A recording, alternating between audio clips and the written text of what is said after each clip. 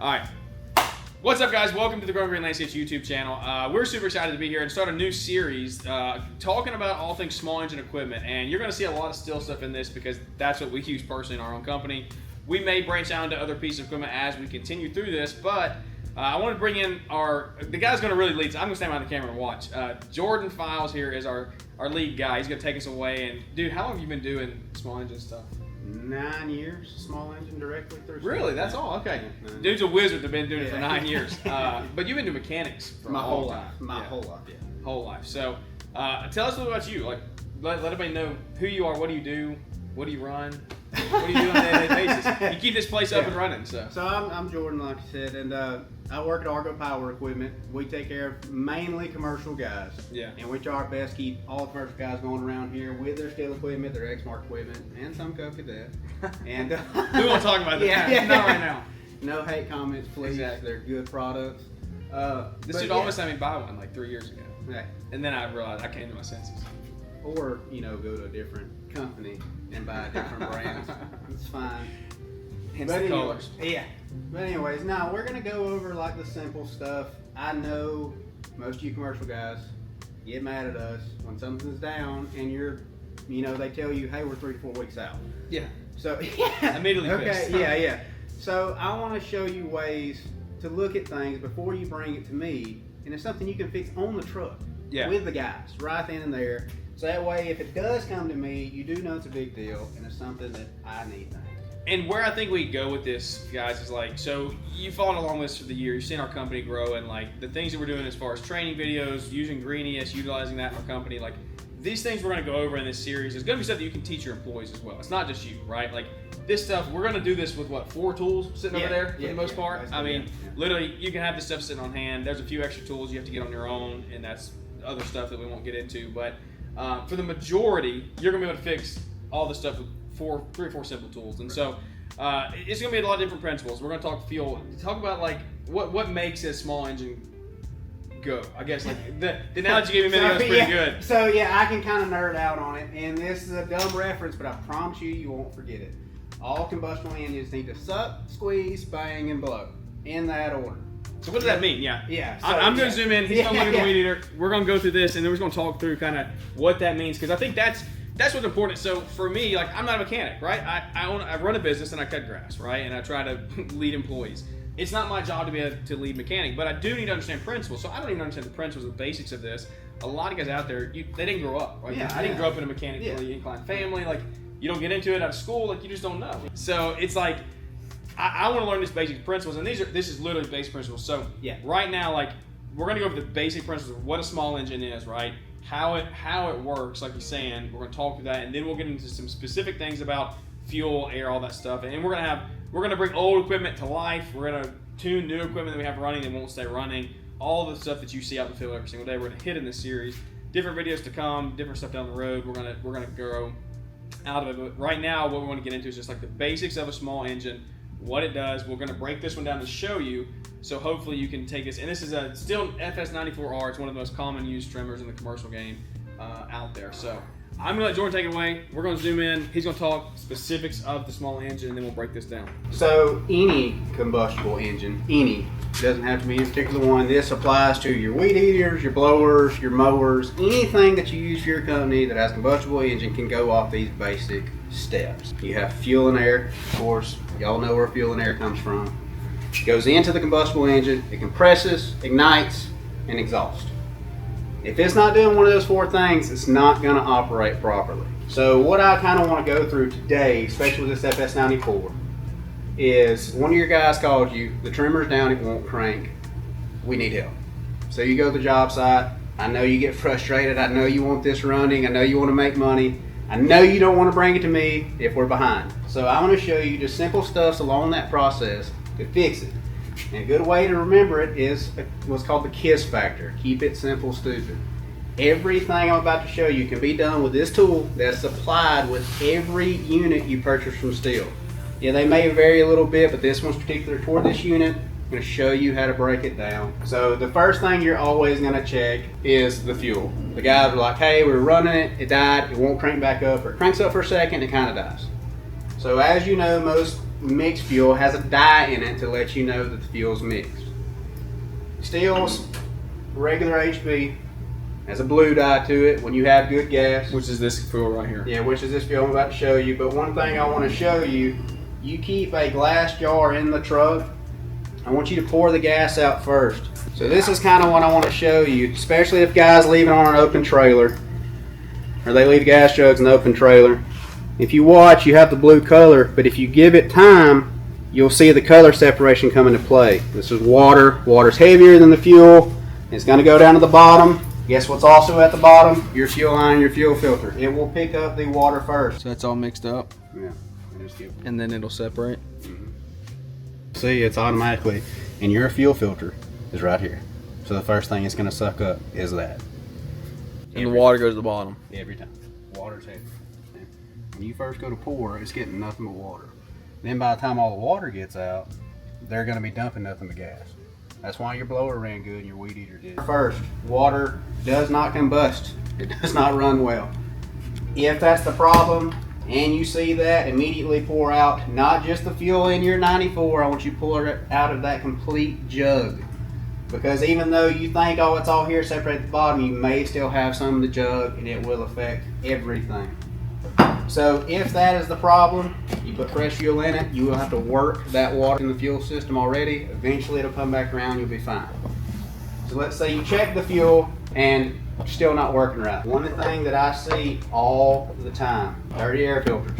Yeah.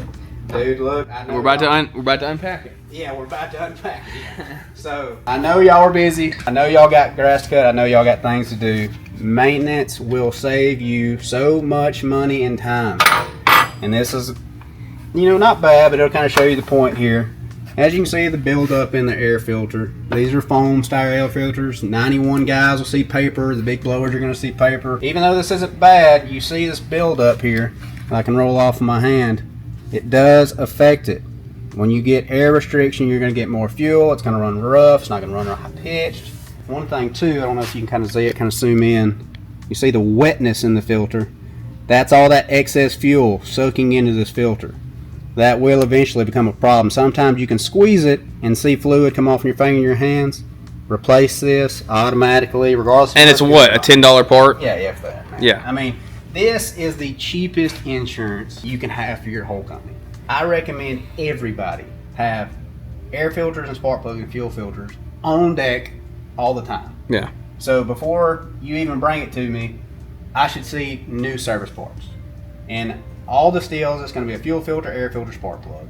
Spark plug on the 94, super easy to get to. You just remove this cover.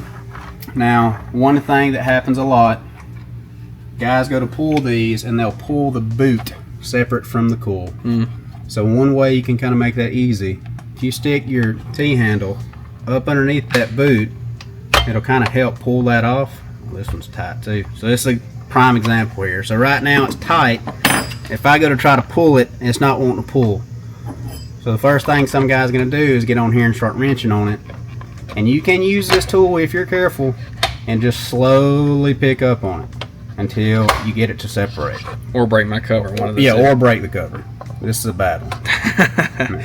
This is a good example, but Yeah, this is a good example right here because this is what you're going to do on the truck. I mean, yeah, it's 100 degrees out. yeah, I'm trying to get this thing off. Yeah, it's hot, and so now I got it loose a little bit. I turned it, and I'm able to get it up and off. So what I mean by separating is somebody will snatch on this with a pair of pliers, and inside here, which you probably can't see, there's a metal coil in there, and that's what actually goes around the tip of your spark plug. And one thing that I've noticed already is I believe this is still the factory spark plug. It is. And you're gonna see some cool spark plug footage coming later because I have one of those that's cracked on a trimmer that we're gonna use. So of course you just want to bump it loose, nothing crazy. And when you tighten these back up, guys, you don't have to hammer down on it. I've seen it a couple times, somebody goes tighten up a spark plug. You will strip out the threads in the cylinder. There is no repair for that. The only answer is to put a new cylinder on it. There's somebody going to get in the comments right now and go, oh, put a helicoil in it.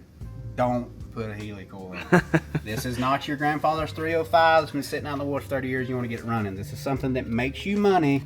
Why would you not have it repaired correctly? So as you can see down there, we'll look at the plug. So what are we looking at? Like what? So we're talking basics, right? We're talking basics of spark. So right here, this is where all the magic happens between these two. If you hear some old guy ever tell you, check the gap on your spark plug, this is what he's talking about, between this filament and that electrode. If these are too close together, it won't spark at all. If they're too far apart, it won't spark at all. You want a happy medium.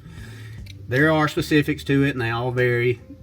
Good rule of thumb is you just want a decent gap. You don't want this to be bent down or bent way up, and you want this to be pretty even all the way across. Like, I'm happy with this spark plug. I don't see any physical damage. I'm sure it's fine. We actually test ran this unit earlier. I know this plug's fine. But this comes down to, okay, you don't think it was firing. So the first thing you're going to physically inspect this. What are we looking for if it's not firing? Yeah, so what you're going to look for is damage in the porcelain. These can crack. Guys drop them on the trailer, hit them with the mower. You're going to look for damaging here. This, if it comes out, if it's wet, really dark black, you got some soot buildup around it, that means it's running rich. So either your oil mix is heavy, your carburetor's out of adjustment, your air filter's stopped up. There's a bunch of things that go into it. It doesn't mean one thing. Okay. Yeah, that's the biggest thing. But that's another common. So we start with air filter. Yeah. Well, we start with fuel. Yeah, start with fuel and air. Well, technically we're starting with air. Then you're checking the fuel. But so this plug, it looks fine, but you want to see if it's actually sparking. So this is one tool that doesn't come with your equipment that I do recommend everybody having. This is not a specialty tool. You can order them off Amazon for nothing. It goes hand in hand with all of your mowers and stuff too. It's a spark tester. Pretty simple. You don't have to get a high dollar one. They all work the same. All this is a spark plug wire with a light bulb in the middle. So what you're gonna do, you'll place one end on it, place the other end inside the coil, make sure everything's connected good, there's no loose pieces. And as you pull it, you'll see that light up. So that's confirming it has power. Yep. So of course, if that wasn't lighting up, you either have a bad spark plug or you could have an issue with the coil. I can show you a way to check the coil out once we get that far. What's the name of that tool? It's a spark tester? Spark tester. Yeah, you can go to AutoZone and buy one. You can order them off Amazon. Like I said, you don't have to be brand particular. It's nothing crazy. Just simple stuff. You can use this on your mowers. You can use this on your weed eaters, your blowers, everything. If it fits on the plug and inside the coil, it will test for spark. So if you didn't get spark, try the new spark plug. If you didn't get spark with the new spark plug, I'll kind of work my way down there. Yep. We're going to go into that. So that pretty much covers the engine stuff as far as the simple things I want you to check. So that's basics, right? So let's revamp. Let's walk back. That's 10 minutes of a lot of content that is not necessarily super complex, but it's things that, again, people got to be looking at. And so this is where your first steps. It's air, it's gas, it's spark. Yeah. I mean, that's the three main things, man. And like I said, keeping those three things on the truck at all times can save you a lot of time and a lot of money. It's super simple. You can go over it, and that may not fix it. Yeah. That's, it's fine, but that's something that you don't feel irritated about. You bring it to me, you wait three weeks for me to fix it, and I tell you, oh, it's got a dirty air filter. So that's something that can save you time and money. But now I'll take off the recoil. I know a lot of y'all are gritting your teeth about the recoil. I know Jeremiah's brought me the amount of times. A couple of recoils. There's nothing as good as a BR800 side start. So recoils are frustrating. I get it. I can show you how to do it. Look, guys, you need to learn how to do it. Easiest thing, you go buy this right here. You go buy that, there's 3 bolts. So that's what I was about to get to. It's 3 bolts in and out, baby. Me, here at Argo Power Equipment, with my commercial guys, you come in, it's a busy day, you got a broken recoil. I'm going to take time out of my day, I'm going to fix your recoil for you. As long as I have time. As long as he likes you is what he's saying. Yeah, as long as I like you. Or you spend a lot of money, like I kind of, I smooch a little bit. But it's really frustrating, and the problem I see a lot when guys get frustrated is when you take this apart, you automatically start snatching stuff out. Yeah. The spring blows up in your face, you get mad, you go about your day. and you bring it to me and you tell me how much you hate STIHL equipment and how it's their fault. It is not the equipment's fault. I can show you what to look for. I can show you how to keep that from happening. All user error. Yeah, well, usually. So, I mean, of course, this is a man-made machine. It's going to wear down. Things are going to break. This is part of maintenance. But as you can see here, it's a prime example. FS94R, starter recoil, you broke your rope, you're on the job site. Of course, keep your handle. Just go buy some rope or keep some on the truck. 3 feet is a good rule of thumb for any STIHL piece of equipment. You take this off. I do want to point out this one's broke. Yours may not look like this when you take it off. I want to show you these paws and the recoil. You want to make sure those are there. These 2 things here, they're in place. So what you would actually do, what I do is I tie a knot, pull it through the handle, come through here. If you look on all your recoils, you will have one cutout. That is for the rope to go into place.